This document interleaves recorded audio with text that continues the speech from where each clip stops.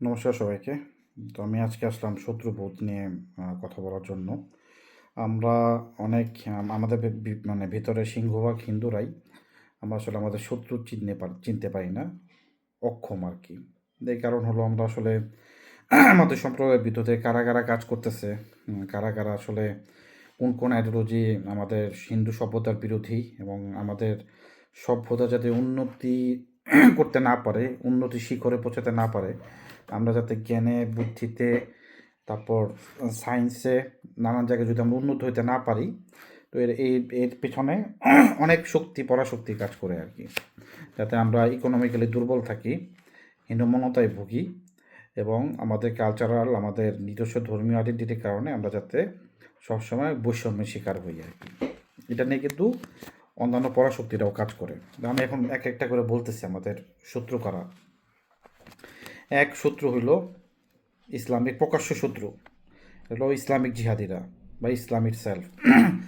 আরব বদিনী সাম্রাজ্যবাদ ওরফে ইসলাম, এটা কট্টর এক ঈশ্বরবাদী। ওদের কোরআনের যে ঈশ্বর আল্লাহ, সেই এক ঈশ্বর আল্লাহ কিন্তু আমরা যারা কাফের মুশরিক, ইহুদি নাসারা কাফের এবং খ্রিস্টান ইহুদি সবাইকে ঘৃণা করে এবং সবাইকেই হত্যা করার কমান্ডমেন্টগুলো দিছে এই কোরআনের এই ঈশ্বর আল্লাহ। এবং কোরআন হাদিস স্টাডি করলে আমরা জানতে পারি আমাদের সাথে কীভাবে ট্রিট করতে হবে। বিশেষ করে আমরা মুশরিক, মানে মূর্তি পূজা যারা করে তাদেরকে মুশরিক বলে। তো মুশরিকদের সাথে কিভাবে ট্রিট করতে হয়, কিভাবে মারতে হবে, ওদের সাথে কোন পর্যায়ে মারা যাবে না, কখন এদেরকে মালি গনিমত হিসেবে সেবা দাস হিসেবে বানায় রাখতে হবে, এদের নারীদের কিভাবে ছোট থেকে বড় সবাইকে গনিমতের মাল হিসাবে যৌনদাস হিসাবে ভোগ করা যাবে, এই সমস্ত কিছু বিধান কিন্তু ইসলামিক ডক্ট্রিনে আছে, কোরআন হাদিসে আছে সব নিয়মকানুন।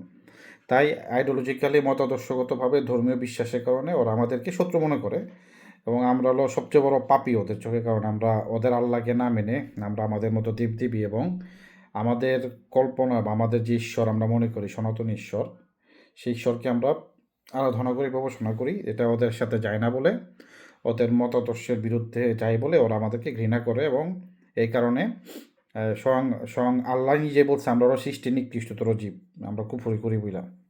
আর ওরা একমত আল্লাহকে মানে বলে সৃষ্টির সেরা জীব। তো এখানে মাপকাঠি হলো বিশ্বাস। এটা বিশ্বাস অনুসারে তাদের কোরআনের ঈশ্বর আল্লাহ আর কি বিচার করে আর কি। তাই তাদের প্রকাশ্যে শত্রু আর কি। আরেকটার 2 সেকেন্ড আমি ফালা ছিল বাম ইসলামিক, এই চিঙ্কু বাম বলে আর কি, এদেরকে যে অনেকে বলে আর কি। তো ওই বাম ইসলামিকরা এরা হিন্দু বিরোধী, হিন্দুদের বিরুদ্ধে সবসময় ইন্টেলেকচুয়ালি কাজ করে বামেরা।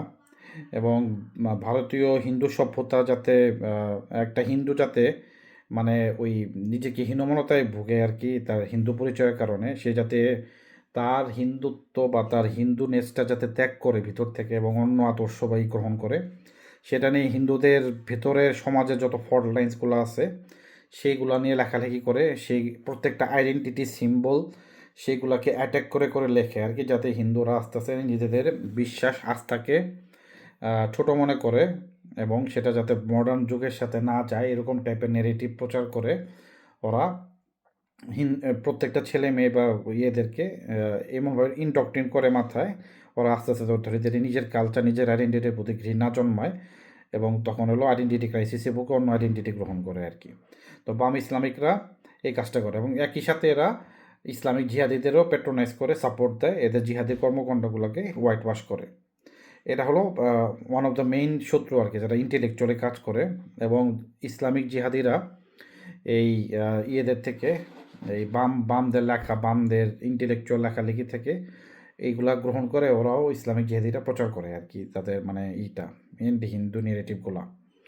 তো বামেরা হলো বড় লম্বা ঘাস আর ইসলামিক জিহাদিরা হইলো সাপগোলা আর কি, যেটা ঘাসের ভিতর লুকায় থাকে। তো এই কারণে দুজনে একসাথে কাজ করে আর কি। কিছু কিছু জায়গায় দুজনে আবার ক্ষমতার যখন লড়াই আসে তখন আবার একে অপরের বিরুদ্ধে তখন লড়াই করে না, বিস্তারিত পরে বলবো। বাট আমাদের ভারতীয় প্রেক্ষাপটে এরা ইসলামিক জিহাদের সাথে যোগ দেয় একমাত্র হিন্দু সভ্যতা, হিন্দু ধর্মবিরোধী কাজ করার জন্য আর কি, যাতে আমরা ধীরে ধীরে আমাদের ধর্ম, আমাদের কালচার, আমাদের ইয়ে থেকে দূরে সরে যাই এবং নতুন কিছু একটা গ্রহণ করি আর কি। তো এরা সবসময় নেগেটিভটা একটা প্রচার করে। আরেকটা হলো ইভাঞ্জেলিক্যাল চার্চ। খ্রিস্টানদের মধ্যে যে ইভাঞ্জেলিক্যাল খ্রিস্টান আছে, এরাও হিন্দুদের ঘৃণা করে একটাই কারণ, যে আব্রাহামিক রিলিজিয়াস, কারণ ইসলাম, তারপরে খ্রিস্টানিটি, জুডাইজম, একই আব্রাহামিক ফেইথ আর কি। তো আব্রাহামিক ফেইথে মূর্তি পূজা, তারপর অন্যান্য একদম ঘোর নিষেধ আর কি। তো এটার কারণ এরাও বিশ্বাস করে যে আমরা হলো সৃষ্টি নিকৃষ্টতর, বা আমাদের হলো মূর্তি ভাঙা উচিত, করা উচিত। এবং ক্রুসেড করে বা যারা গোঁড়া খ্রিস্টান, এরা দেখবেন আপনাদের আশেপাশে মানে আসবে না, বা আপনাদের শয়তানের পূজারি বলে দীক্ষিত করবে, করবে। এটা মুসলমানরাও করে একই কারণ, আব্রাহামিক লিনেজ। এই মরুর ভেতর থেকে, এই মরুভূমি থেকে যতগুলা মোটামুটি আদর্শ বের হইছে এই আব্রাহামের থ্রুতে বা ইব্রাহিমের থ্রুতে, এরা সবটাই হলো এরকমই, নিজের মতো আদর্শই একমাত্র সত্য, বাকি সব মিথ্যা। এরা এরকমই মানে এক্সক্লুসিভ নিজেদেরকে ভাবে আর কি। তো এই আরেকটা হলো ডিপ স্টেট। আমেরিকার ডিপ স্টেট। আমেরিকা তাদের ডলারের হেজিমনি ধরে রাখার জন্য তারা বিভিন্নভাবে কাজ করে। যেমন আমেরিকা বা ডিপ স্টেট, এরা চায় না যে ভারত শক্তিশালী হয়ে উঠুক আর কি, এবং তাদের সমান বা তাদের থেকে ইকোনমিক্যালি উন্নত হয়ে যাক। তাহলে নিও কলোনাইজেশনের যে ব্যাপারটা, যেটা ব্রিটিশটা আমাদের উপর চালাইছিল, সেটা আর কি আমরা যাতে ওই এরা আর কি এখন নিও কলোনাইজেশন বলতে আমাদেরকে সস্তায় খাটায়া সারা ওভার টাইমিং করে কাজ করে যে প্রোডাক্টগুলো আমরা উৎপন্ন করি, সেটা যাতে ওরা সস্তায় কিনতে পারে ওইখান থেকে, ওরা কম কাজ করে। তো তারা ডলারের দাম মানে হেজেমনি, ডলার যাতে সর্বোচ্চ ইউজেবল কারেন্সি থাকে সারা বিশ্বে, এবং তাদের পাওয়ার যাতে সবসময় বজায় থাকে, তারা সবার উপর বুলিং করতে পারে। তো সেই কারণে তাদের থেকে যে শক্তিশালী হোক যে রাষ্ট্রগুলা, সেটা সে চায় না।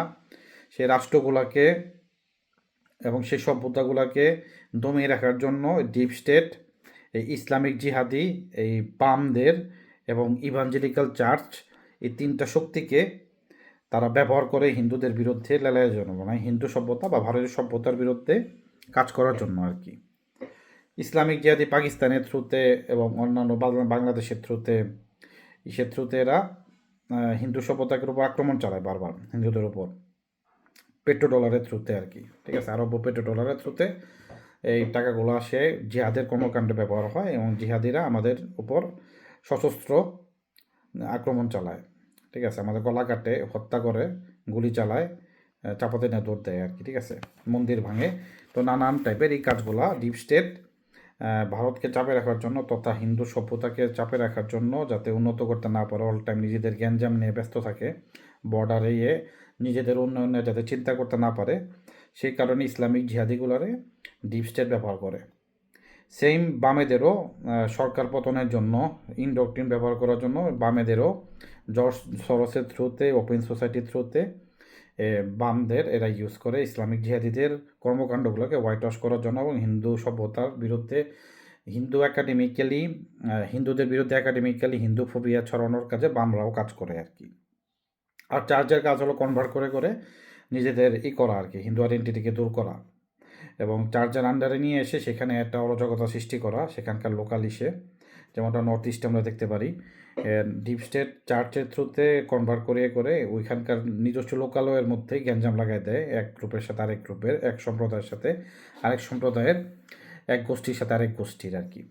তো এই কাজগুলা ইভাঞ্জেলিক্যাল চার্চ কনভার্সনের মাধ্যমে করে এই কাজগুলো করতেছে এখানে, এবং সেটার পিছনে ওই বামেরাও কাজ করতেছে নেগেটিভগুলোকে করার জন্য, শক্তিশালী করার জন্য ওদের। তো সবগুলা ফোর্স আসলে একসাথে মিলে এখানে কাজ করতেছে। আইএসআই আবার এই খ্রিস্টান জঙ্গিদেরও, এই খালিস্তানিদেরও এবং বাকিদেরও ভারতের বিরুদ্ধে ডিস্টেবলাইজ করার জন্য কাজ করে একসাথে, এবং সেগুলো সবই আমেরিকান নির্দেশে হয়ে, ডিপ স্টেট হয়ে এদেরকে ইউজ করে একমাত্র হিন্দু সভ্যতাকে ধ্বংস করার জন্য বা দমিয়ে রাখার জন্য, যাতে আমরা উন্নত হইতে না পারি, আমরা যাতে শক্তিশালী হতে না পারি অর্থনৈতিকভাবে, এবং আমরা যাতে সবসময় গরিবই থাকি, এবং আমাদেরকে গরিব বলে আমাদেরকে গোলামের মতো খাটায়া কাজ করে নিতে পারে আর কি। এটা হলো নিও কলোনাইজেশনের কনসেপ্ট। তো আশা করি আপনারা হিন্দুদের আমি যতটুকু আমার মানে স্কিল দিয়ে আপনাকে বুঝাইতে পারলাম, যতটুকু বুঝাইলাম, গ্যাপ থাকতে পারে, পারফেক্ট নাও হইতে পারে, বাট আপনারা এগুলো নিয়ে স্টাডি করবেন আর কি। এবং আপনাদের কাছে আমি বলবো যে এই বইটা পড়বেন, ব্রেকিং ইন্ডিয়া, রাজীব মালহোত্রার বই। এই বইটা পড়লে আপনারা সব ক্লিয়ার হয়ে যাবে, তারা কীভাবে করে আমাদের মাঝে বিভেদ সৃষ্টি করে, আমরা ডিভাইড অ্যান্ড কনকার করে আমাদেরকে গ্যাঞ্জামে ব্যস্ত রাখে, যাতে আমরা অন্যদিকে ফোকাস করে আমরা উন্নত হতে না পারি আর কি, যেমন সবসময় গোলামি থেকে যাই। যাই হোক, এইটুকু বলার জন্য আসলাম। সবাই ভালো থাকবেন, আবার কোনো একটা ভিডিওতে আবার কথা হবে। নমস্কার সবাইকে। ওম তৎসৎ।